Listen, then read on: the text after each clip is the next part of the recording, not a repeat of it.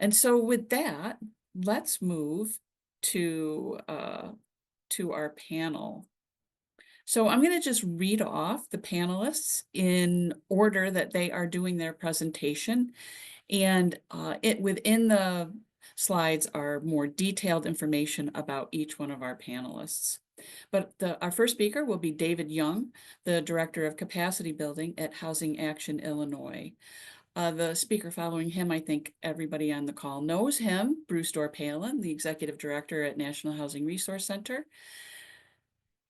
followed by Meghan Tidgewell, who's a facilitator with MISMO, Natasha Encarnacion, Director of Housing Counseling and Homeownership at the Housing Partnership Network, then Bob Cantor, consultant with the Housing Partnership Network and the Homeownership Partnership Integration Initiative, that's a mouthful, Terry Carr, the Associate Deputy Assistant Secretary for Housing Counseling at HUD, Aldo Gonzalez, the Chief Technology Officer at Client Support Software, and then Donna Talley, President of Affordable Housing Specialists, and then David Young will come back in to do the conclusion and wrap up that portion of our presentation. And with that, I'm going to hand it right over to David. Thank you so much, Ellie. It's such a pleasure to be here this morning. Hello, everyone. As Ellie said, I'm David Young. I'm the Director of Capacity Building with Housing Action Illinois. I'm here to talk to you about the new housing counseling data set. Over the past few years, many of you who have been on leaders calls have probably heard either me or Bruce or somebody else talk about this data set and what we thought it was going to do. And probably many of you wondered, when are we actually going to see it? What is this really going to mean? And how is this going to impact my work and how I help my clients? And we wanted to do this presentation now because the data set that we've been working on was released at the end of February for public comment. So we actually have a data set that you can now look at, that you can actually print out and touch. It's really there. And we've assembled a wonderful panel of folks to talk about this data set and what it means and how it can help you and how you can help us as we are looking to continue making changes to this data set.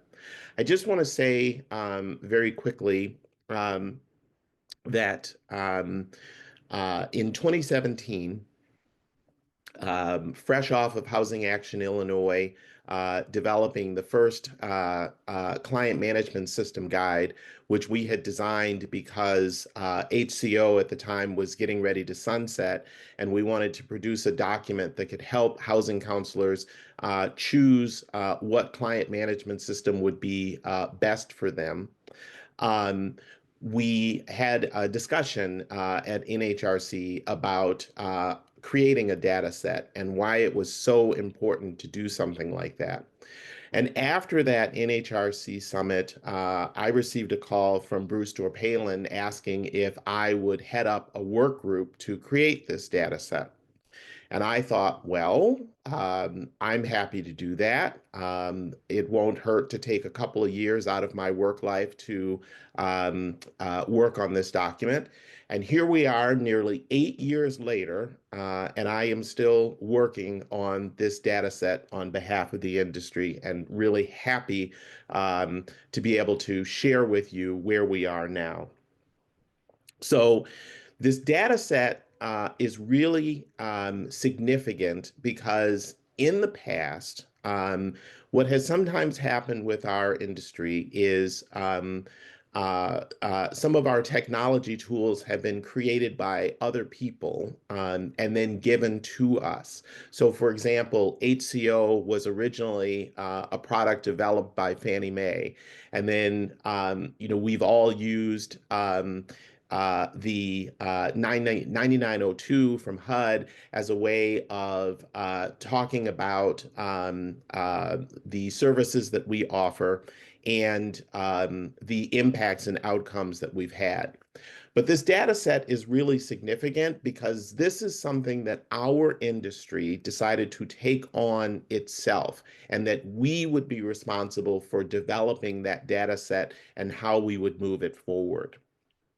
So we started that process, as I said, in 2017, and we spent a lot of time investigating the landscape and trying to figure out the best way to move this forward.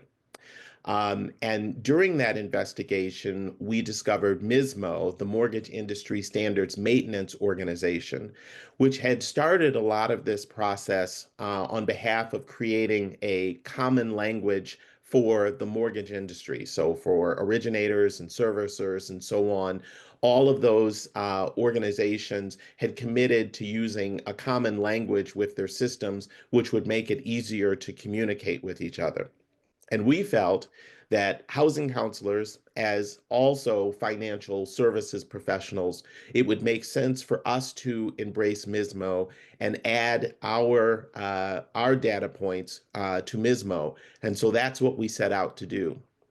Now, as you will hear a little bit later, MISMO, in terms of a set of data points, there are thousands of data points. So we first had to sift through all of the existing data points to figure out what in the existing data set is relevant to us. And then from there, we had to figure out what data points did we think needed to be added to the overall data set that were important to us. And so that's something, the significant part of what we've been doing over the last couple of years is working on what are those data points that we want to add to this data set. And so we have done that. And what is also significant about that is that for a long time, MISMO was very focused on what happens from the time a consumer fills out a mortgage application to the time when that mortgage is paid off and closed out. And so for the first time, what we've done as an industry is we've added data points to MISMO that focus on everything that happens prior to mortgage application. So I say that the industry, the housing counseling industry, should give itself a pat on the back because it's first time working with MISMO. We've already expanded the definition of the mortgage and originations process to include all the work that we do before a consumer actually fills out an application. So let's see. So we have assembled a great team of folks that have been working on this for many years, people within our industry as well as people outside of our industry that have all been committed to meeting. We were meeting every other week for a couple of years for an hour and a half each time, and then started meeting as the data set came closer to conclusion, an hour each time. But we've had, as I said, lots of folks, housing counselors, folks from Fannie Mae and Freddie Mac, our client management system development partners that have all participated in this process to help us create this data set. And so we have a number of folks on the call today who are going to talk about the data set, talk about the data points that we created, talk about MISMO, what this is going to mean for all of us. And one thing that I would like to point out as I conclude my remarks is that you're probably going to hear some technical language today. Don't let that intimidate you. Don't let that stop you from being interested, because as I mentioned at the top of my remarks, this data set is a living, breathing thing that we have created this data set now, but there are going to continue to be things that we're going to want to do to add to it and make it better. And in order to do that, we're going to need the assistance of housing counseling professionals. We're going to need your input in order to help us do that. So I'm hoping with this presentation that you will embrace what we've done. You'll be excited about what's going to be possible for the future, and that you will all want to engage in that process as we move forward. And now I'm going to turn it over to Bruce Dorpalen, who's going to make a couple of remarks about how we got to 2017. Bruce? Well, first, let me just say, to David Young, thank you for your leadership here. You've really been a star and really moved this through. So there's wild applause here. I'm not sure you could hear it all, but people are standing ovation worthy opportunity here. So we have pictures. Can we get to those pictures? We had on the top floor of, there we go. Some of you might even be in these pictures. Some of you who've been around a little bit. What a beautiful, we all look so young. It's amazing. We also look so young. So this is the top floor of the Realtors building in Washington, D.C. You can see the Capitol out there. And this was at the end of 2 days of kind of intense discussions and proposals and lots of moving the industry forward. We had a free range conversation with a discussion area. And David Berenbaum, you might have heard of him. He was with the Homeownership Preservation Foundation at the time, and he was talking about the client management system. They're talking about developing new ones. And Laura Buxbaum from CEI in Maine said, "Oh, does that mean we need to rekey data even more?" And there was like this collective groan that came out of the crowd. And from that, we created a technology committee. And the idea is, there's some way to standardize all this, how to make sense of it. Um, and, uh, and good old David was part of that conversation in a helpful way. And we were consulting with Mark Cole, if you remember him, um, from Hope Loanport, and from a lot of the credit work in the past. And we had heard about this kind of cloud of information that would follow the mortgage, didn't know a lot about it. And he had a couple suggestions, one of which we could hire an engineer and create our own data set. And the other one is we could talk to Freddie Mac, because they just finished a project on taking the 9902 and adding it to the MISMO data set. And so we had them come in and do a presentation to the tech committee, the technology committee. And this is the first time I met Tom Dombrowski, who became quite instrumental in all this. And out of that, we thought, well, why would we want to create our own set of standards if the industry is already using a standard? And that's how we got there. So, and we also got David to agree to be the chair of the committee. So, and many of you participated in this, and many of you were part of the committee at different times, and we appreciate all of it. And I'm passing it on.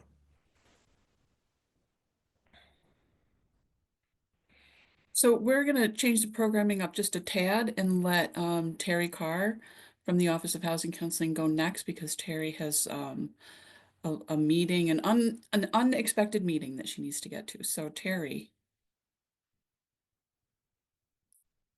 can you come on? Yes, Great. great. Thank you. 1 second. I'm having trouble getting my camera on. Is that something you guys can affect? I don't know. Let me check. On my, okay. Oh, there looks you like we're go. Good. All right. So thanks. I appreciate your changing up the agenda just a little bit. Really glad to be here and just really excited about where we are with this data set with respect to the industry. The first thing I really want to do is just say thanks. I want to say thank you to the MISMO working group. And also really special thanks to David Young and Tom Dombrowski, who wasn't able to join us today, just because your leadership has really been invaluable over the past 8 years, as you pointed out, David. So we appreciate it and just want to say thank you. The collective efforts of the MISMO working group, without them, we wouldn't be preparing to launch what I think is kind of the first iteration of our industry data standard. And it's exciting to be at this point. I think for a very long time, we have talked about the importance of being able to really quantify the value that housing counseling brings to the community. And this data set really helps us take a giant step forward in that effort. And that's one of the things I want to be sure everybody walks away from understanding is just how important the data set is to our being able to talk in really detailed and concrete terms about what it is we do and how helpful that is to our communities. I want to take a moment just to talk too about a few things that HUD's doing that we think complement these efforts.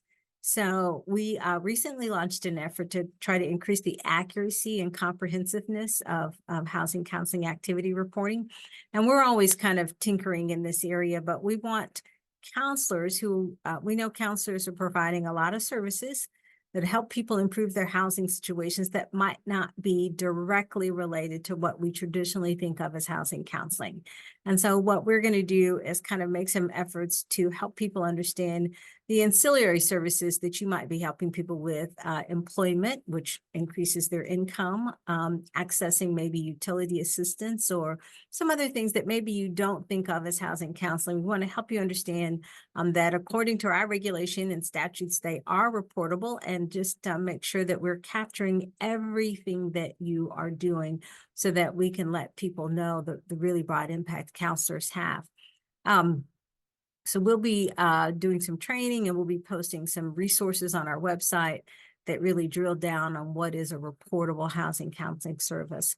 You're probably also aware, because David Berenbaum has been talking about this for a while, that we will soon publish 9902 data by agency on the HUD Exchange website. We are doing this because we think it increases transparency around housing counseling activities, around the activities that the program conducts for stakeholders and the public. And we're also publishing at the request of policymakers. So congressional staff really do pay attention to what resources are available in their communities, and they really do want to know the kinds of services that you are providing, and this will give them the opportunity to do so. A third issue item that we are focused on at HUD is really modernizing our own housing counseling IT systems. And this, of course, is a longer term goal, and it's contingent on the availability of funding. I don't think it's a secret that federal IT systems, a lot of them need updating, and the housing counseling system is no different. So we want to update the system because in updating it, it's going to allow us to more easily expand the data we collect and be consistent with this national data set that we are talking about today. And so I think I just wanted to outline those efforts because it's with these efforts in mind that HUD is, we're really celebrating this moment. We are celebrating the fact that MISMO has a data standard out. The Housing Counseling Work Group has released a data standard that we are taking comment on. We know that the new data set is going to be really helpful to agencies. It's got much more detailed information in it. We know that if you use this data set, right, you would be able to transmit information to a lender on behalf of your client. We know that having that information available and being able to transmit it to multiple lenders might actually allow your client to more easily comparison shop. We know that increased information sharing that could result from this data set would help us really better document the vital role we are playing in helping people achieve home ownership. So The new standards, which include, very detailed mortgage origination and outcome information such as the cost of housing, the client's address and census tract, all of these are really important to being able to tell that much more robust story about the work we do. And obviously, this data set could help us track the counsel borrower all the way through the housing counseling process, through the purchasing of a mortgage, and potentially throughout the life of the loan. And that is something we as an industry have wanted to do for a long time, because being able to link that counsel borrower to maybe mortgage performance also really can help us demonstrate the impact of providing housing counseling services. So there are a lot of data fields, and we see lots of opportunities as we get to a final data standard for using that information. We think that with the housing counseling information and with the data set, at a point, there's some point where we can maybe assess how much more or less clients who receive counseling services pay in housing costs.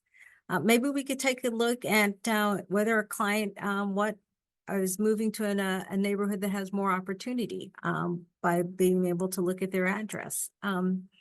We could look at statistics on the number of clients who actually do get into home ownership as a result of working with a housing counselor. Really, we think the possibilities are extensive with a national data standard. And so we're very excited about getting to this point in the industry.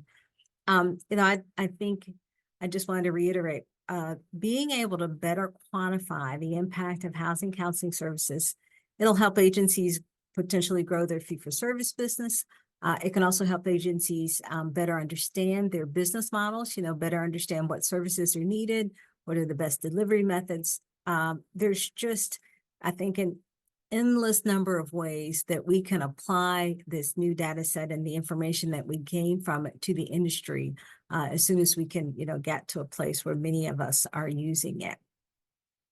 So there's no doubt this new data standard in our eyes is a giant. It's really a major accomplishment for the housing counseling industry. And we think that housing counselors know that the services they provide in the communities are vitally important. But we want to make sure everybody else knows how effective our services are at helping clients achieve housing and financial goals. So we think that, given the resources counselors have, if you look at what's happening in the housing market right now, right? High prices, high interest rates, using a counselor really may be one of the most effective ways that someone can access home ownership. And so we just think the data standard will help us tell that story and help us tell it in a lot of different ways. And so we are really glad that we are at this point, that as an industry, we will be able to better demonstrate our impact to a much wider audience and really do it in a lot more detail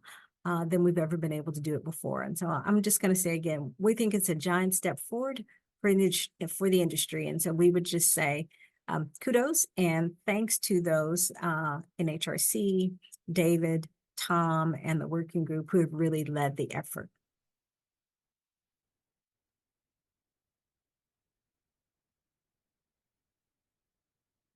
Terry, That I think concludes I my take it from remarks. here. Yeah. Thank you. Ebony, if you could advance the slide, please. Thank you. So MISMO, I'm Meghan Tidgewell, and I'm a facilitator with MISMO. And what that means is that I support working groups by helping them prepare their agendas, help manage the meetings, and help them basically do some project management while they're working on MISMO standards.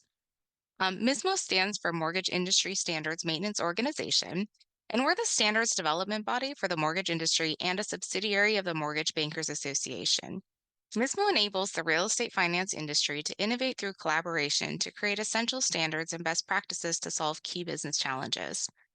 Our mission is to develop standards through stakeholder collaboration that improve efficiency, reduce costs, and improve the mortgage experience for all parties in a real estate transaction. Fun fact, nearly every residential loan in the United States uses the MISMO standard because the Uniform Residential Loan Application is mapped using the MISMO Standard Reference Model 3.4. MISMO developed and maintains a common language for exchanging this information, which is known as the MISMO reference model. It contains over 7,000 data points that have been identified as being used throughout the mortgage lifecycle by the different mortgage silos. The MISMO reference model is the base on which the housing counseling data set is built. Next slide. So MISMO by the numbers. MISMO's been around for over 25 years. We lovingly call ourselves MISMites. And a lot of our membership have actually been around, well, a lot of them more than 20 years. Some of the members over 20 years are starting to retire. But there are still a lot of the original participants that are around to provide support to newer members, newer groups, and give you the history of how MISMO came to be and some of the standards that have come to be. We have over 400 member companies that participate, and these include lenders, servicers, issuers, vendors, agencies, regulators, and consultants. So it makes up a really cool ecosystem of business people, technical people, and support staff. We have over 40 working groups that are working on things like technology enablement. We have groups that focus on APIs and different languages and architecture. We have groups that focus on origination needs, groups that focus on servicing needs, groups that focus on e-mortgage needs, and now we have the Housing Counselor Development Work Group. And within those 40 work groups, they're actively working on 20 different initiatives right now to help make the mortgage industry better. Next slide.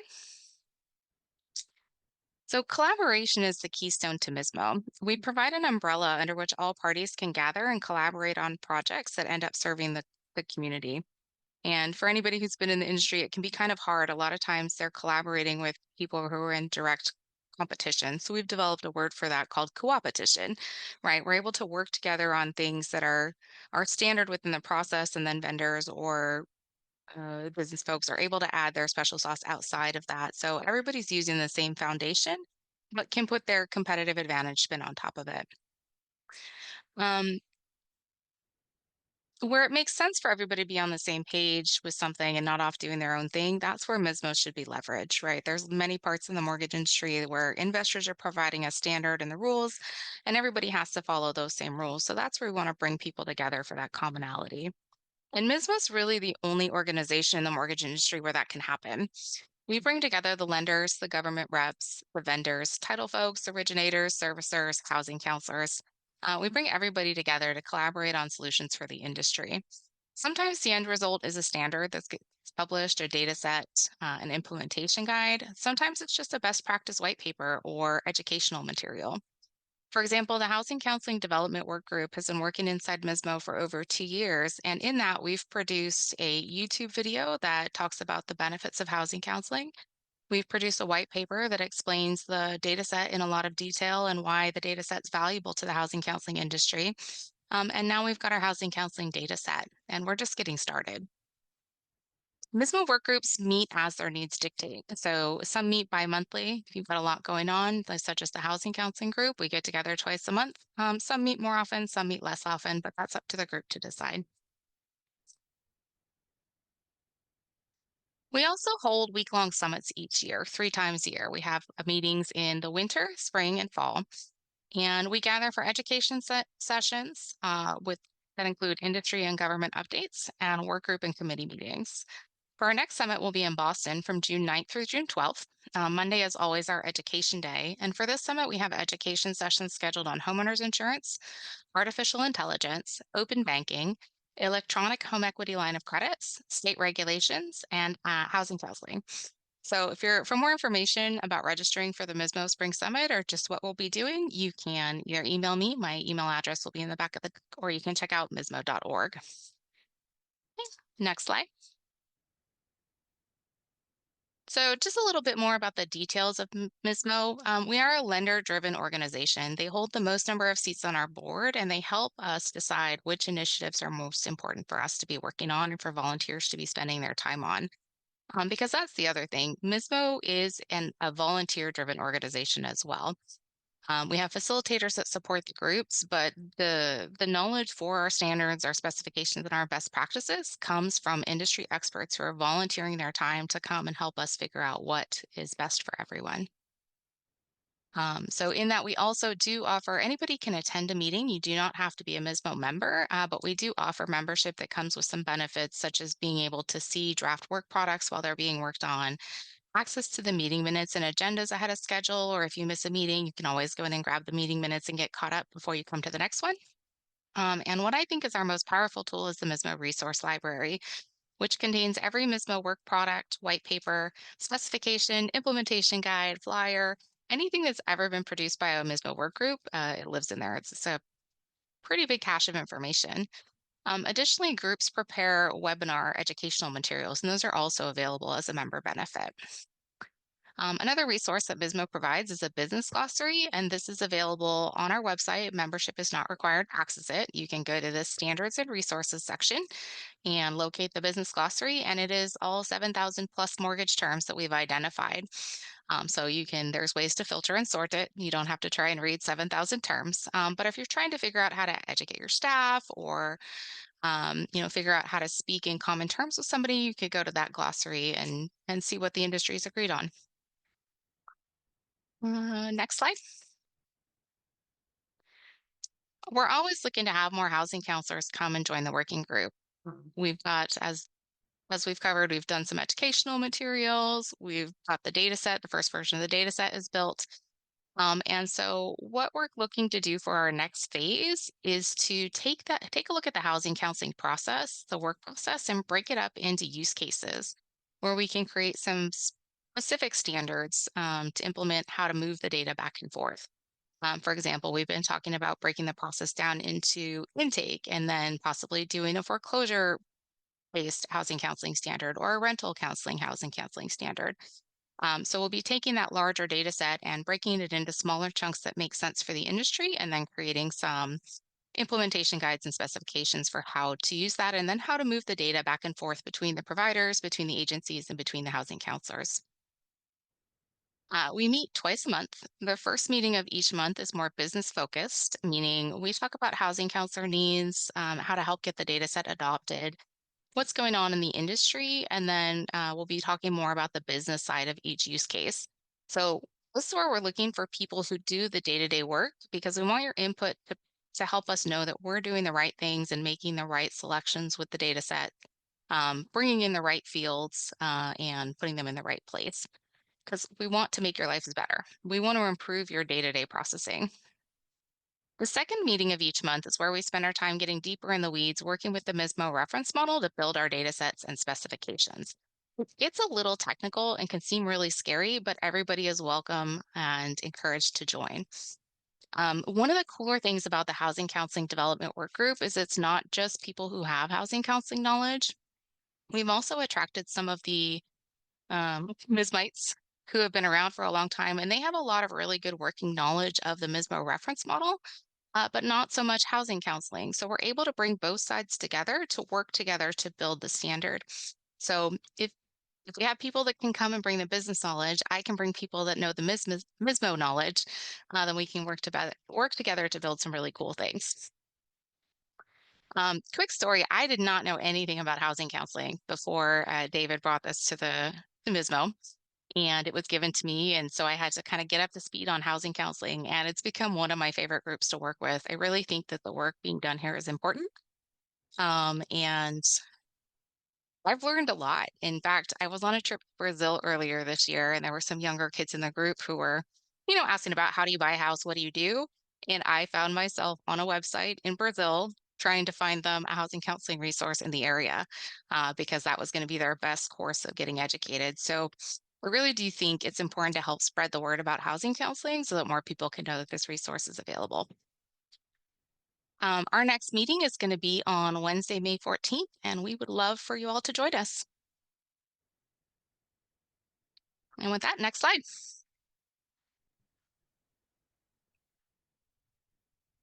Thanks, Megan. And I believe now we are that Natasha Encarnacion is going to talk about the housing counseling dataset value. Yes, thank you, David. Hello, everyone. I'm Natasha Encarnacion. I am the Director of Housing Counseling and Homeownership for the Housing Partnership Network, which is an intermediary, a HUD intermediary with a network of housing counseling agencies across the country. So, we've heard about MISMO and the great work that they've done over the years, and how they're working with the housing counseling data set. And I'm going to talk briefly about the current and ideal states of the housing counseling sector as it relates to this data set. Ebony, if you could advance the slide. So as practitioners of housing counseling and just individuals within the housing counseling sector, we know that housing counseling works. When a client sits across from a counselor, receives education, and actively participates in counseling until the end, we know that they are prepared. We know that they are educated and that they're ready to be sustainable homeowners. Clients are mortgage ready, they have fewer defaults, they can sustain their status. But what's the value of those services, not only to the homeowners, but also to the others that work with us in the sector? So we're talking about the mortgage originators, the loan servicing companies, and the investors. That has always been a difficult question to quantify, and I think Terry mentioned this in her presentation. As housing counselors, once the client leaves our office, sometimes we're not aware of whether their mortgage closed. We are not aware of how they are performing on that mortgage, or how long they've stayed in their homes, how sustainable that home ownership has been for them. And that's mainly because there is a lack of connectivity between the data that we collect as housing counselors and the data that is recorded through the mortgage industry. It makes it difficult for us to actually know the real impact and outcomes of the work that we perform as housing counseling entities. Next slide. So moving from the current state to where we would like to be as far as data is concerned. Ideally, we would like to be able to speak to the mortgage lenders and the servicers and the investors in a common language, which is what we've been discussing as far as MISMO is concerned. Creating this standard language so that everyone is speaking the same and that we can communicate effectively across sectors. So when we create these standards and this standard way of recording data and sharing data, it connects all of the sectors that have some kind of role in this homeownership process, right? So we have our housing counselors able to talk to our mortgage loan originators and officers, and ultimately servicers and investors as well. So if we're all speaking the same language, that means that we can share information as well. So we can then take that data and aggregate it so that it tells a story. And normally that story comes through research and analytics, not only just the research and the analytics of how people are performing, but also taking a look at where maybe housing counseling clients might be struggling, so that we can look at how we offer services and where we might be able to offer additional services or things along those lines. But most importantly, it also allows us to see the wonderful impacts that the work that we do actually has, and we can attribute our work to those impacts and show value.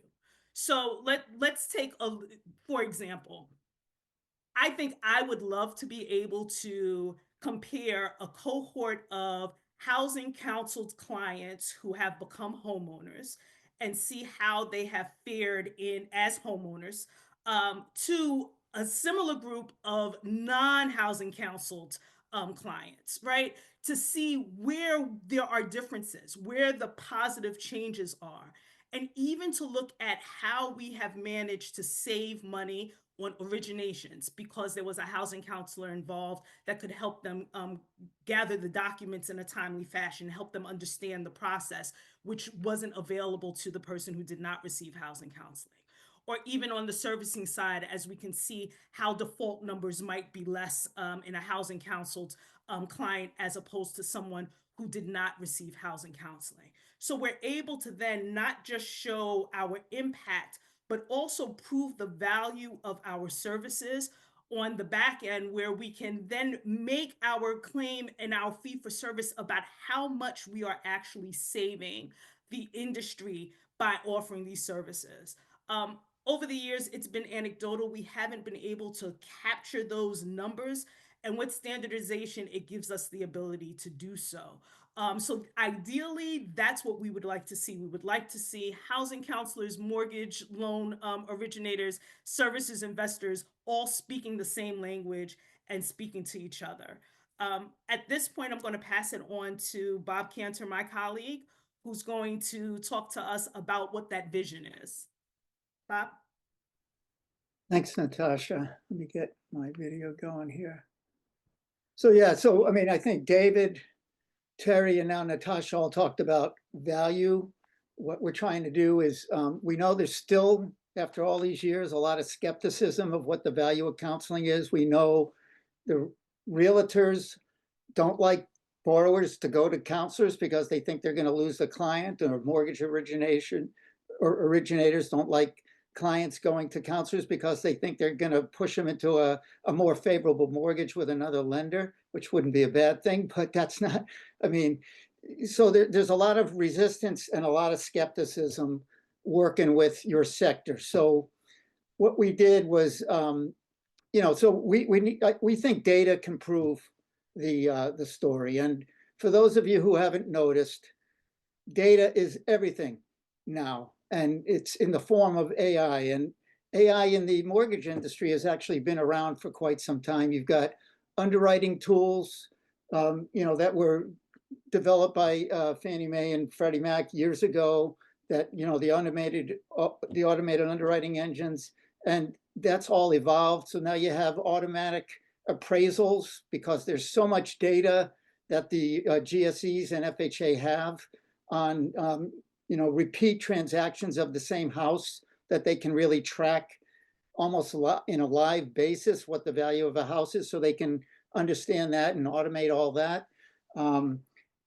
Income verification, job verification is all automated now, or to a large extent. And now we've seen over the last couple of years that, and which is critical for the counseling sector, they're able to, in certain circumstances, get automated rental payment histories for lots of clients. So, and we're hoping that's going to evolve over time, but that's all, that's sort of why the data is so important. And, the data that the counseling sector negotiated with MISMO in terms of the data set really expands the kind of data, and it will enable us to, prove the case of value. I mean, one quick example is, we all believe that a better prepared, counseled, and educated customer is going to be a much easier and quicker origination to closing, assuming that they're buying a house that they can afford. And with the counselor's help, that's the beauty of it. And there's value there, value to the origination system, in time and effort that they have to put in, value in that the docs are going to be current, and they don't have to go back and forth with a processor. So, and to boot, I think the biggest value that we don't necessarily control, or you don't necessarily control, but the cost of acquisition in the language of mortgage, the mortgage industry, is how do they find a client in the first place? How much do they have to spend to get that person to apply for a mortgage with them? And with counselors doing the work you can do, there's a big number there. It fluctuates dramatically depending on what the market is doing, but it's anywhere from $2,000 an acquisition to, I've heard, up to $8,000 to $9,000 per acquisition. So there's a lot of value, and especially if the likelihood of that person succeeding in the mortgage application, it's gonna, but anyway, there's still a lot of skepticism, and we think that this could be a tool not only to expand the data and show the value, but to create a revenue source that Bruce mentioned and David mentioned before for the counseling sector. So this slide, Natasha talked about this a little bit. It's sort of the before and after. Right now, everybody's pushing into HUD. You don't, on the left-hand side of the chart, you don't see any lender or GSE really there. And on the right side, you see the expanded view of what the vision is. Terry mentioned this as well in her remarks. So what we're trying to do is get an expansive set of data that will be of value to all of the players in the ecosystem of housing, and use that not only to establish value, but more importantly, and I'll talk this later at the end about HPII, more specifically about injecting counseling into the actual ecosystem, and by enabling bi-directional data sharing between counselors and mortgage originators, counselors and servicers, counselors and investors, both ways, because that's how we're going to, really demonstrate the long-term value and build a business proposition that can sustain the counseling industry. So I'll leave it there for now. And David, I don't know, or Ellie, I'm not sure who's next. Is it Aldo? Thanks, Bob. Since Terry has already spoken, we will turn this over now to Aldo Gonzalez. Hello. All right. Let's see. Next slide, please. Thanks, Bob, for that presentation. Oh, and there we are. All right. Hello, everyone. So I'm Aldo Gonzalez. I'm a CMS developer. That's one of the hats that I wear, who's worked closely with the MISMO Housing Counseling Dataset Work Group for several years. So let's explore why adopting these standards matters directly to you as housing counselors, and how this can help your agencies unlock greater funding and grant opportunities. Let's dive in. Next slide. Oh, thanks.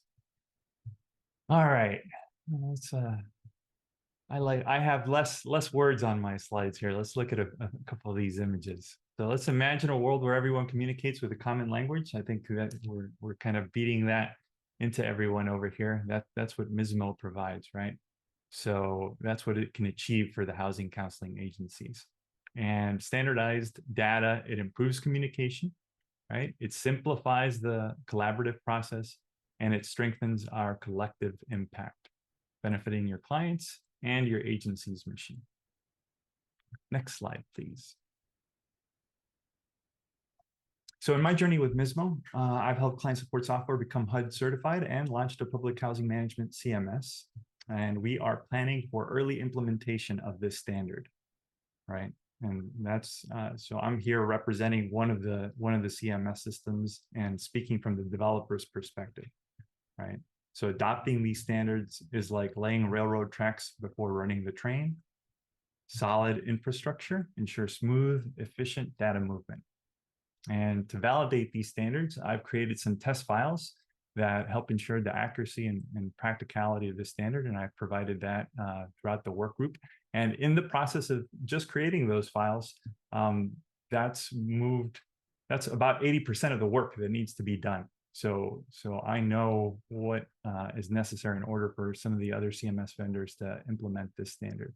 And I think they can definitely do it within short order, hopefully. So I wanted to talk about an example. Let's look at liability data. It's a critical component of financial assessments, typically found in credit reports. And currently, this valuable data often stays isolated within the reports that you pull. So by implementing the MISMO standards, liability data can automatically flow directly from these credit reports to lenders or reporting agencies. And that's not to say that the entire credit report is going to be passed, only certain fields. And the committee has taken efforts to make sure that, PII is respected, that's personally identifiable information is respected, right?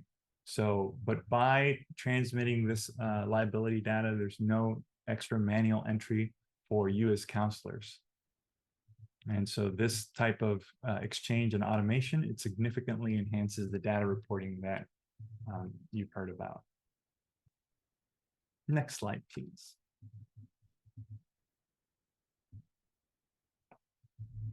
So this isn't just about convenience, right? Accurate and consistent liability data positions your agency strategically. The agencies using standardized, validated data clearly demonstrate their outcomes, making them far more competitive for funding and grants. And I see that theme in the chat as well, right? There's this concern about where is the money going to come from? So you're doing the same work, but achieving greater and more measurable results. Next slide, please. So I wanted to give a kind of a concrete image, a visual here of what we're talking about. And so on the left side, it's not really legible, but that's an example form that I created during this process to just kind of visually see all the data points that we're collecting. And I think Meghan mentioned something like over 7,000 data points in MISMO. That's not what the standard that we've come up with has. We have just under 300 data points. And so that's what it is. It's either information that you're entering already, you may be collecting for some other services, or information that you're passively collecting through credit pulls or things of that nature. On the right-hand side, I have an example of, and I know that that's not legible either, but an example of what the systems will generate. And we are already, as CMS providers, we're already generating this XML for HUD. And so we're just gonna generate this format to exchange it between systems, with lenders, or with reporting agencies. So that's the what of what's happening, and a little bit of a concrete visual of that. And so how do you immediately start benefiting from this? Right? That's the big question. So contact your CRM vendor today. Right? Encourage them to adopt the MISMO housing counseling data standard. Get them involved, right? Highlight the immediate benefits that you'll gain. You'll improved reporting accuracy, reduced administrative burden, and importantly, enhanced eligibility for grants. And your voice matters, right? It carries weight, and your vendor hopefully will listen. So I think adopting these standards it's not just about improving the technology, obviously, it's about elevating your effectiveness and the overall impact of your housing counseling services. So let's get those vendors on board and standardize our path to success together. Thanks for your attention today. Thank you, Aldo. And now we'll hear from Donna Talley, who's going to talk a little bit more about what this technology is going to do for us. Donna? So I want to start, my name is Donna Talley, and I want to start with a big shout out to the housing counselors on the webinar today. And on behalf of the Housing Counseling Development Work Group, I want to thank you for the work you do every day in service to your communities. Next slide. So I want to bring things down to the housing counseling arena, and several folks on the call have said this, there's no dispute as to the value of housing counseling and the importance of the work that you do every day. But we do have some challenges, and we want to start with the current state. And there are siloed processes. If you think, for an example, about down payment assistance. Counselors provide access to down payment assistance and information about it, and it's integral to achieving homeownership for some families who are on the home buying journey. But a lot of times to the customer, it might feel like it's disjointed, or that it's outside the process that they're engaging in as they engage with the housing counseling organization. Inconsistencies in data capture. For housing counselors, it's not unusual for different counselors within an organization to collect different data at the client level, creating inconsistencies in the data and creating challenges at reporting time. In terms of the inability to prove that value that we keep talking about, we tend to capture and count widgets, if you will. We know the number of people who purchased homes, the number of homes that were saved, the number of people counseled. But in order for us to get to the next level, the future state, we're going to want to start connecting the work that the counselor does to the improvement in financial metrics for the client. And then in terms of the ability to share data across platforms and partners, for the most part, if you really think about it, we send data to HUD, we send data to some funders, and that's sometimes difficult, and we share files internally. Next slide. So now let's look at the future state and what we're striving for.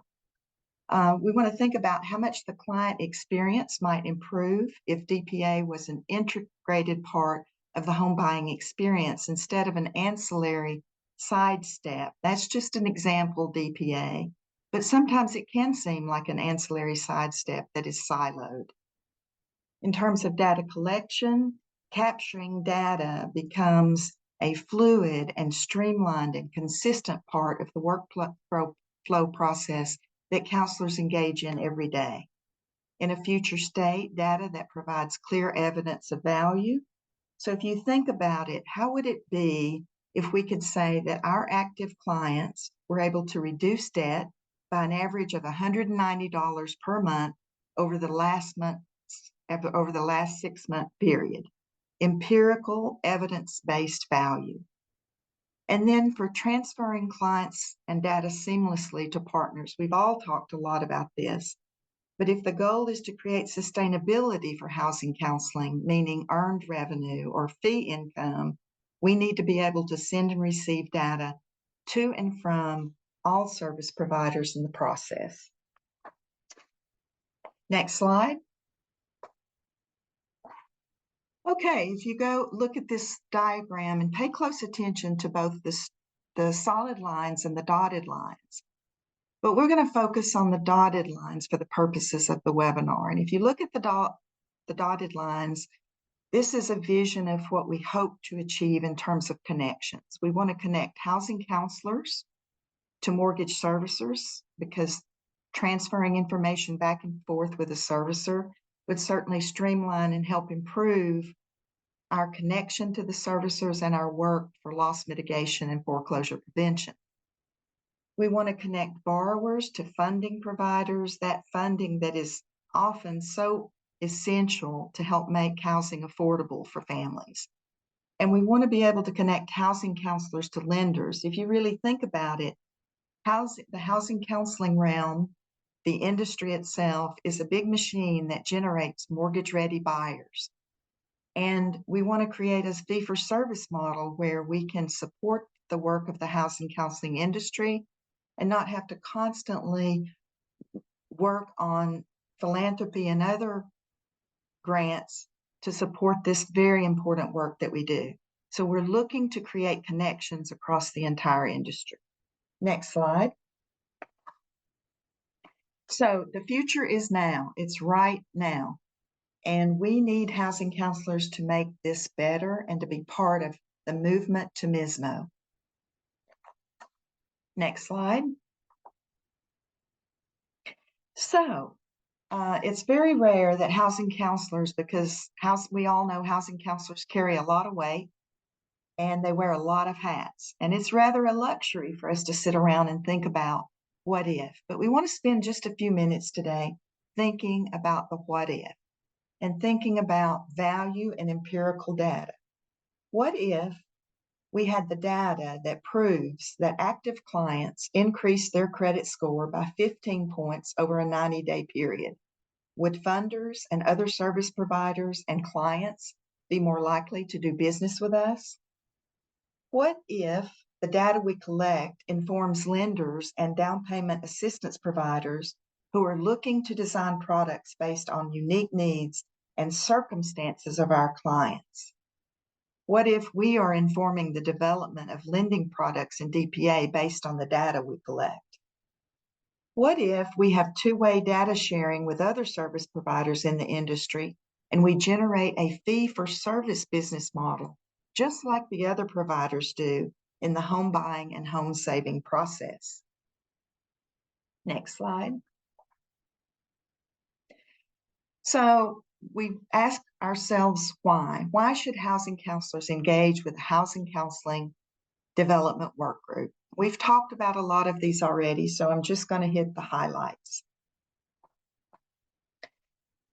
So first one is we want you to be part of the transformation. This is going to be game-changing for the industry, for the counseling industry, and we need housing counselors to help lead the way.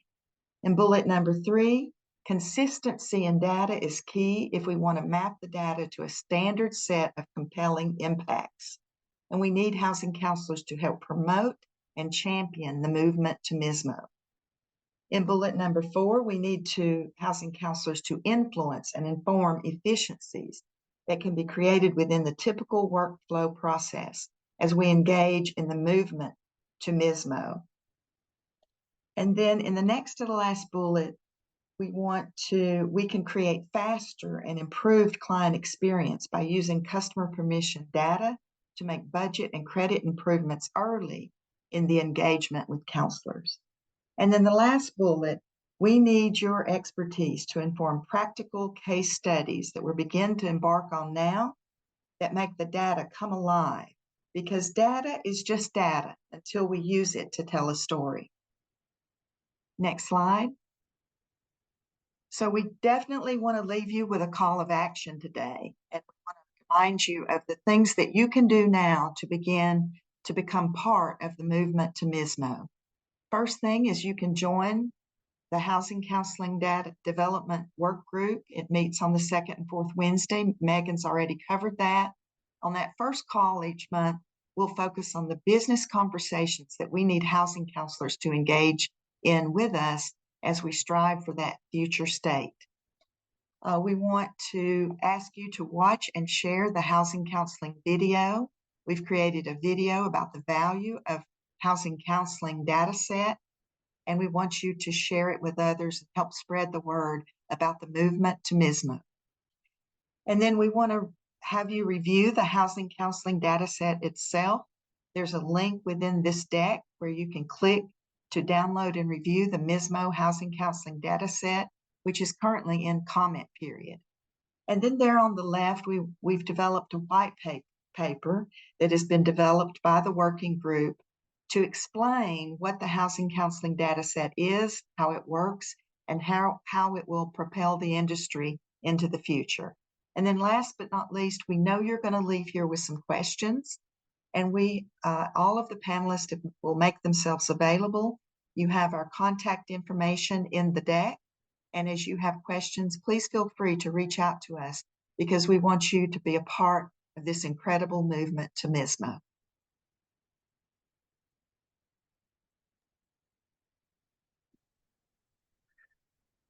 Thank you, Donna, and thank you to all of the speakers today. I hope that this has given the audience a really good understanding of the past, the present, and the future, how we, the reason for creating this data set, how we created it, and what we hope to do with it in the future. And especially how important it is for all of you to be engaged in this process as we move forward. I want to, before there's a couple of initiatives that are part of our future that have already started alongside the development of the data set. And I want to talk about those for just a second. But before I do, I want to make another thing that we hope that this will be able to do is, I know that there's a real frustration for housing counselors, depending on funding sources, of having to enter information into different systems. So one funder might have one client management system and another one might have another client management system, and you're stuck entering information into 2 or 3 systems, which of course can cause keystroke errors, and we don't want any of that. And we believe that by creating this data set and using a common language, that we will be able to work not only with our CMS developers to make sure that they're also using it, but that we can create systems where you can input information one time, and then the information can go to the different places that it needs to go. So if a funder needs specific information, maybe through the use of an API, that information can get to them, but it doesn't require housing counselors to input that information across multiple systems. So as Aldo mentioned, as part of this, we would like for you to talk to your client management system vendors, whichever system you're using, and say that you've had a chance to see this presentation, that you're excited about the data set, and you'd like to know how they're going to integrate the data set into their systems, because that will be very beneficial to you.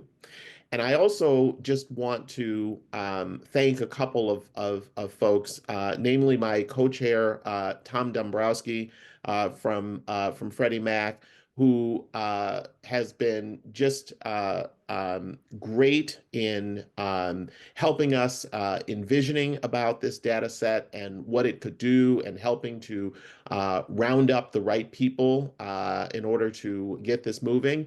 And then also Meghan Tidgewell, who was on earlier and is our development work group facilitator, was a little bit too modest about her work. There is no way that we could have gotten this data set across the finish line without her helping to get us there. Oftentimes it was like herding cats, because when you are looking at hundreds of different data points, you could spend weeks or months discussing just a few of them and not move on. And Meghan very gently but made sure that we continued to move forward so that we could meet our deadlines and be in the position of having the data set open for public comment as it is now. So I just wanted to make sure to acknowledge Meghan's efforts. Next slide, please. So we've talked about that there are a couple of things that are part of the future state that have already started. And one of those is the Housing Partnership Integration Initiative. And I'm not sure if it's Bob or Natasha that's going to briefly talk about this, but we just want to explain a little bit about what the Housing Partnership Integration Initiative is. I see Bob is on, so I'll turn it over to him. Yeah, thanks, David. And I'll be quick so we can get to the Q&A. So just sort of what Bruce or Palin did early in the session about how the working group got going, describe how the Housing Partnership Integration Initiative, which is totally a mouthful, and we have to change the name, how we got started. And it goes back to a conference that we had the week before COVID hit back in January of 2020. About 100, 150 people came into DC at Freddie Mac, hosted a conference, but we had HUD and Fannie in the room. We did on purpose. We did not invite any lenders. And then the rest of the composition of the audience was counseling, mostly intermediary staff and reps, but a few local counselors from the area as well. And at that time, David and team shared the work that the NHRC and the working group is trying to accomplish. We had a consultant that was hired that presented some data on how we could get to the data set and all of that. And we also came away with, using the notion of a broader vision that we've all talked about, facilitating more partnerships, facilitating some revenue streams for the counseling sector, and to aggregate data in a self way so we can do analysis and regularly establish the value of what the counselors bring to the table. So we created this organization. There's 9 national housing counseling intermediaries who have a representative on a committee, on the advisory committee, and the NHRC that have been involved in this from the beginning. We really got going in late 2020, early 2021. And over this last several years, we've worked on some important initiatives. The idea, though, in terms of the governance, you can see the slide on the left, that we want to establish a multidiscipline representative council of advisors to really help us oversee the process and help us get the initiatives that we launch out into the market, as well as to help provide and arrange for some financial support. So we're going to have intermediary reps or counseling representatives, lender and investor reps, and housing policy and analysis company reps, so that we have the whole amalgam of the ecosystem at the table. The 2 main business lines we want to focus on, and the first one you're going to be hearing from Latias and his Unidos team, I think Ellie said the 15th of May, is the fee-for-service pilots that we've talked about. that have, I have to believe that Bruce and team have talked about these in the past at, before the leadership group. So Lot has finally, at the stage where we have an MOU with 3 lenders that we're going to test a partnership and a pilot in 5 different markets. And it's going to be a dual channel initiative where counselors who have pipeline will be able to refer customers to the lenders. And the lenders are going to refer to the counselors. And Lot will talk about the logistics of how all this is going to happen.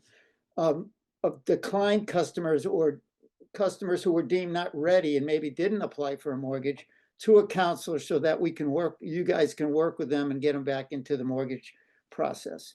And once they're really ready. So that's the fee-for-service pilot, and I'm not going to speak to a large extent about that. The other piece that we've been working on, and David is part of this, and a few other intermediary reps are part of this, and Fannie and Freddie are part of this, is we want to build a data warehouse where all of this data can be aggregated, keep the anonymity to it, but where we can actually do analysis. Terry talked about some of the value of that, but this would not, we're proposing something separate from HUD, more comprehensive than the HUD, what HUD currently collects, and that is owned and managed potentially by the counseling sector. The CMSs would tie into it. They'd be able to, because of the data standardization as the foundation, we'll be able, and Donna's presentation, which was great, by the way, talked about this. We'll be able to funnel the information into the warehouse. The intermediary and its members would be able to see their own data and access the data through the warehouse, but it would be anonymized data that everybody could see on what the impact of all this is. So, I mean, and it's going to take 2 or 3 years at least to get to that stage where we have this thing up and running, but that's the vehicle that we want to do. So that's what we're working on. We hired a consultant. We've done some initial research. We've identified 4 potential vendors who could help us build this thing, but we have to go back to the drawing board. We have to answer some really critical questions before we take the next step. The only thing I would leave you with, not a downer, but just be realistic. The counselors have the information, and I think the intermediaries feel like they want to share the information. The real missing piece to this is getting the lenders who are terrified of some of the regulatory concerns, which we don't think really exist, but so be it. We're going to have to work on this with the MBA and others to be able to release the information. I mean, we want to know, for example, not only we want to be able to track who the customer applied to for a mortgage, how long it took them to get through the process, did they actually close? We want to know the closing terms. We want to get access to the HUD-1. That would be very, very powerful. And we want to know what the terms of the loan would be, so the counselors down the road could see which lenders are offering the best terms to their type of clients. And there's a whole range of other benefits to this, but I'll leave it there. But we have to get the mortgage industry willing to be able to share this information. And right now, and Lot is working on an abbreviated data share with the pilot, but it's not as comprehensive as we really need it to be. And I'll end there, David. Thanks, Bob.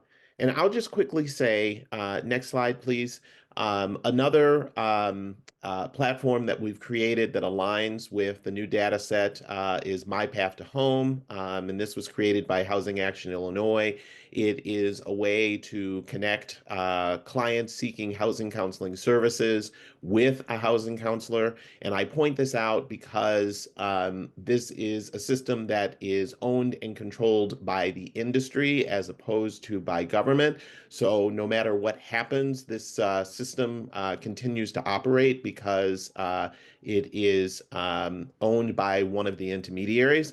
So I would encourage organizations to look for more information about My Path to Home and how you can participate, because it is a way of driving more clients to your organization. And then, of course, with the data set, from the moment that consumers indicate an interest in getting housing counseling, then we start collecting that information that aligns with the data set, so that we have more information about what our clients' needs are, how they're performing, and that, as Bob talked about, will be very beneficial for example, if a lender comes to us and says, we want to design a better product to help more consumers be mortgageable, what should we be doing?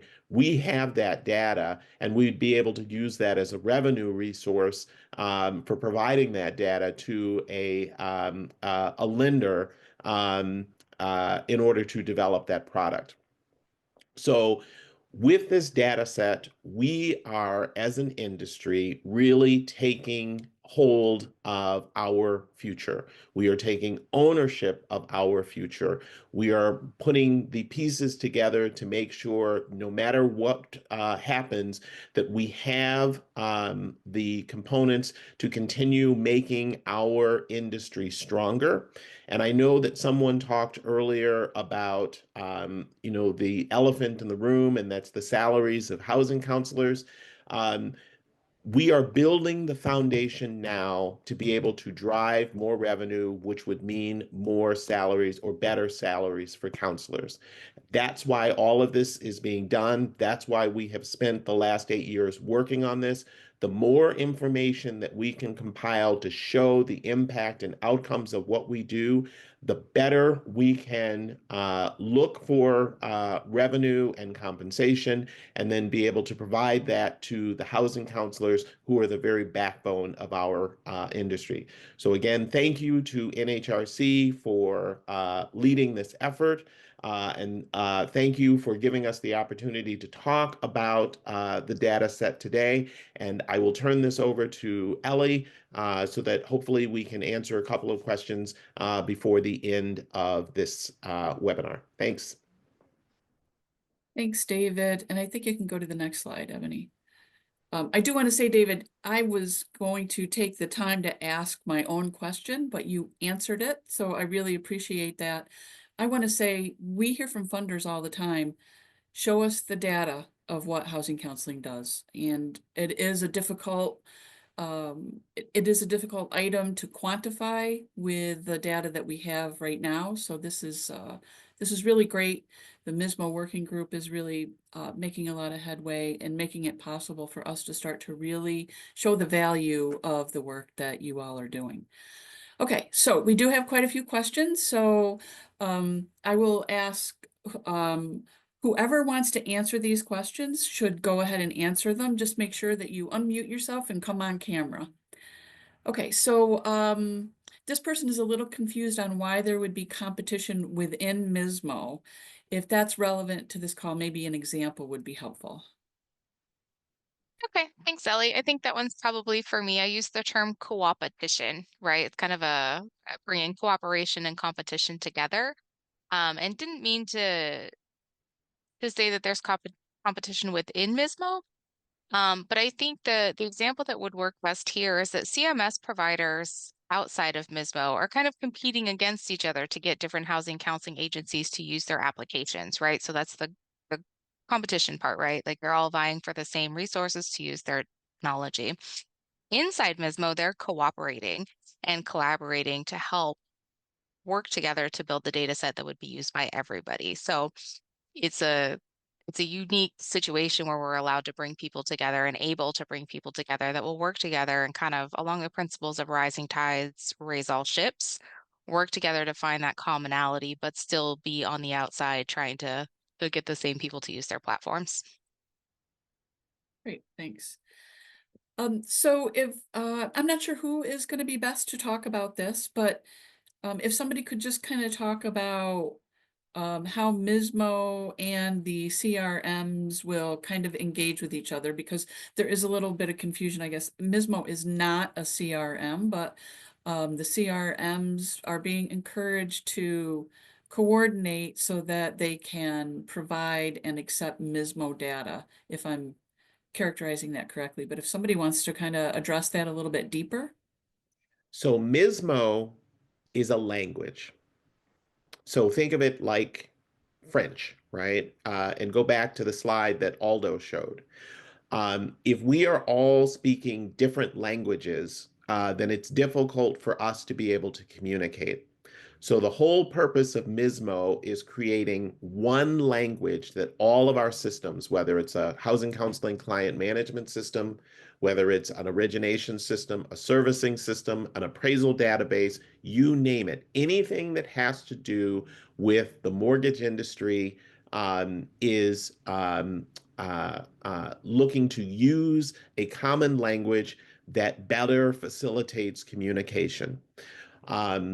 One of the things that I most look forward to, and this language that we're using through MISMO could facilitate this in a couple of years, is right now, when a consumer goes through housing counseling, we are often collecting information, verification of deposits, verification of income, a credit report, all of the things that an individual needs to apply for a mortgage. And then once we have said, you're good to go, you're mortgageable, they go to an originator, and an originator then asks for that consumer to produce the same documents that we already have in the file.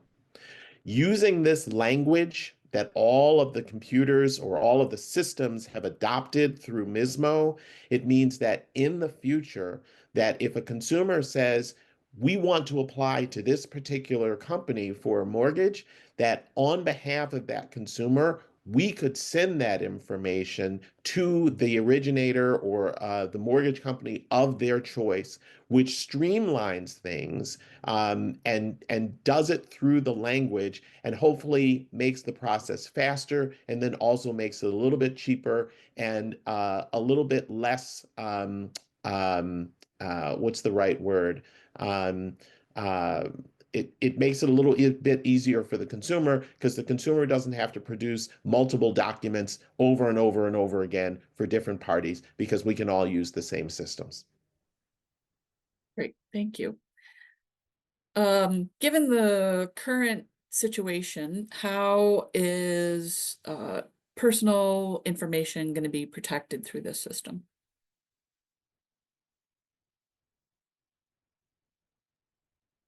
I'm happy to speak about that. So as I mentioned, we have taken steps to make sure that the PII, personally identifiable information, is not included in the data set. So we're not collecting things like names, date of birth, things like that, right? And an ID will be generated if it's necessary. So of course, with data, you can always deduce some things. I'd love to get into a deeper conversation about that, but we've made efforts to ensure that PII is respected. And Aldo, while you're on, sorry, you went away quick. Can you say what CMS program you helped develop? Oh yes, I'm with client support software, and there have been others that have also participated in the MISMO meeting. So tip my hat to those. I'm just speaking on behalf of one of the many. Yes, we did do a webinar with several different CMS platforms. So if you go to our YouTube channel, you can see that webinar and see the review. What are the biggest challenges organizations would likely face when implementing MISMO standards, and how are they typically addressed? I think I might come back to answer that one too. Cost is the first thing that comes to mind, right? Cost and time. So there are development costs from the vendor's perspective and how they're going to implement that project. I think one of the reasons that I'm speaking today is just how easy it was for us to kind of even create the test process and incorporate that data into our process. And like I said, we hope to deploy that soon. So I think that's where your voices as housing counselors and end users of the CMSs matters a great deal, right? Give that feedback, say that we want this, that it's important to us. Down the road, it's going to help us from a funding perspective. And then it's up to your vendor to determine whether or not it makes, sense for them to do that. But to not support it doesn't make any sense for me, right? As a community, we all want to move forward, and it's going to be hopefully of great benefit to all of us. So would you say that it would make sense for folks to reach out to their CMS provider to say, hey, are you aware of this? And are you planning to become MISMO compliant? Yes, not only to ask them that, but to encourage them to continue to participate in our work groups. I think throughout the years, we've had a couple that have come in and then dropped out. Maybe they were waiting for a finished product or something so that they can implement, but we're at that stage now. The data set is being reviewed, it's submitted, and now the CMS developers can consume that specification and incorporate it into their platform, or at least begin the process of identifying, hey, we don't collect this data. How do we want to collect it? Or where do we want to pull it So yes, please encourage them. This is the best time for them to get involved in the work group as well. And so with that being said, then what if a CMS provider is not MISMO compliant going forward and has not expressed an interest in becoming MISMO compliant, is there anything that MISMO can do to help organizations transition from their proprietary formats to MISMO compliant standards? So that's going to really be a consumer driven process, Ellie. It's going to be, organizations really will need to decide, if the system that they're currently using isn't compliant and doesn't appear to be planning to become compliant anytime soon, then it might mean that organization needs to look to another vendor that is better able to meet their needs. And I think that any developer out there that has a product that is dependent on subscribers is going to want to make sure that it can keep its subscribers, and so therefore is going to want to embrace these upgrades. If I could just chime in there too, right? They can always come to the Housing Counseling Development Work Group for support, right? So if you go to your CMS provider, they're like, I don't know what this is. I don't know who MISMO is. Send them to one of our meetings, right? We can help them. We can help educate them through the meetings. And MISMO also has a network of certified consultants, right? So if they're serious about doing this and they don't want to get up to speed on their own, we can match them with a MISMO certified consultant that can help them with the implementation. And we have just quickly kept in touch with all of the CMS developers that are on the HUD compliant developer list. So for example, even before this webinar, we did send out a notice of this webinar to all of the vendors on that list so that they would be aware and could participate in this webinar. Okay, and I think that this question is kind of maybe not just about MISMO, but in general, what if a client does not want to participate in providing their data? Well, it's an interesting question. And I think that it's a question that we've run into before, whether this has to do with this new data set or not, because the customer is coming to us asking for a particular service. I want to buy a house. I want to rent an apartment. And so if you want to do that, we need to have certain information as an industry in order to help you to achieve your goals. And so I guess my question is, and I'm interested in hearing the thoughts of some of the other panel members, is how do we work with clients to make them understand that in order for us to help them meet their goals, we need this information. It's not about collecting information just to collect it. We are collecting information so that we can help them and then also help others that are in the future based on the impacts and the outcomes that we've gotten from helping them. Did any other panelists want to weigh in on that? Yeah, I think Aldo and David both said it before, Ellie. This is Bob. The data is not going to reside in MISMO. The data is just going to conform to the formatting of MISMO so that it could be shared. And the CMS, I mean, the customer is already allowing the counseling agency to input their data into a CMS, I presume, through the disclosures they sign. So I'm not an attorney, so I'm not going to go too far down the line, but it's less of a MISMO issue and more of a CMS data issue from my perspective. I would just add that the MISMO data is part of the regular data you collect when you're doing your housing counseling work. It's a fluid part, and oftentimes what data we capture and how we're collecting that data is a lot of times is blind to the customer. We're asking for information, of course, but it's just part of the process. We're looking to integrate the MISMO data set into the regular routine workflow process of a regular housing counselor.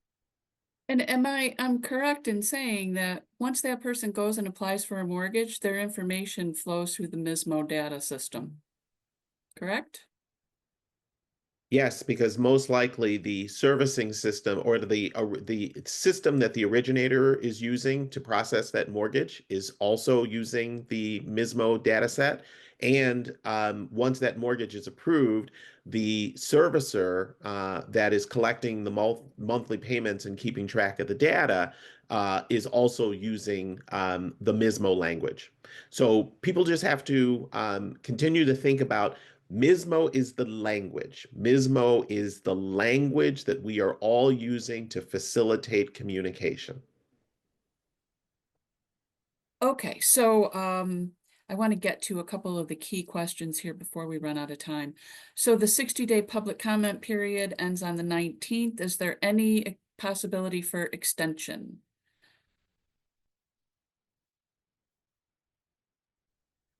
I don't think so. I know that NHRC sent out notices at the end of February to their listserv that the public comment period was open.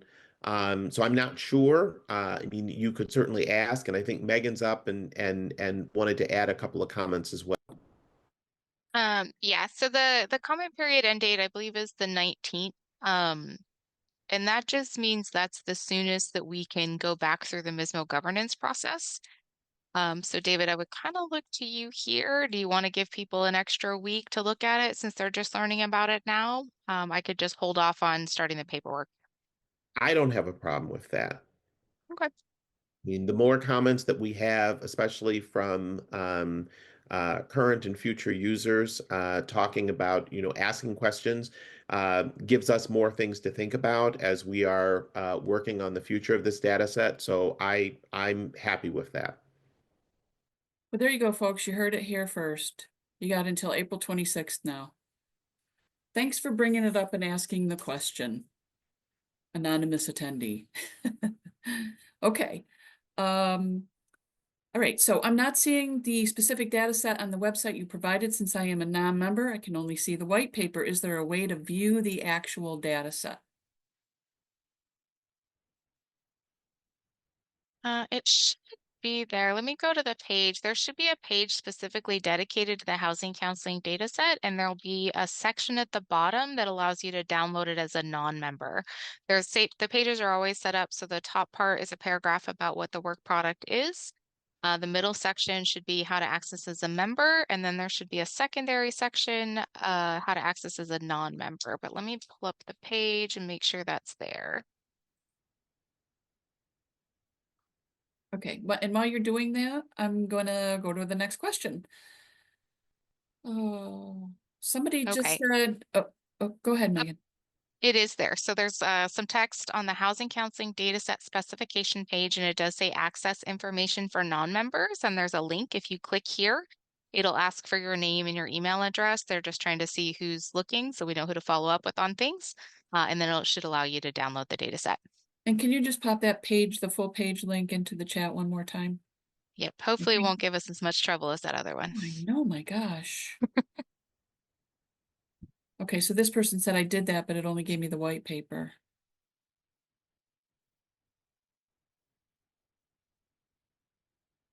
Then I will take that as an action item to get corrected. Okay. In the PowerPoint and in the chat, everybody got the information about how to contact each one of our panelists. So if you do end up having further issues with things you want to access, I would encourage you to reach out to Meghan, and she can help you through that. Okay, let's see. Yep. So, okay, so here's kind of a follow-up question about identifying information. Won't the loan originator see the data collection by counselors as competition? And how many loan originators could they send info to at once? I guess that's not the data question. Totally different question, sorry. So we've talked a bit about value propositions, for housing counselors, we can present a value proposition to the mortgage industry that because of the work that we're already doing, that we are helping more people to become mortgageable, and that means a smoother process for an originator. So there's a couple of ways that we could look at this. One, we want to encourage more originators to send their clients to us so that we can provide them with the education and counseling that they need so that they can become more mortgageable.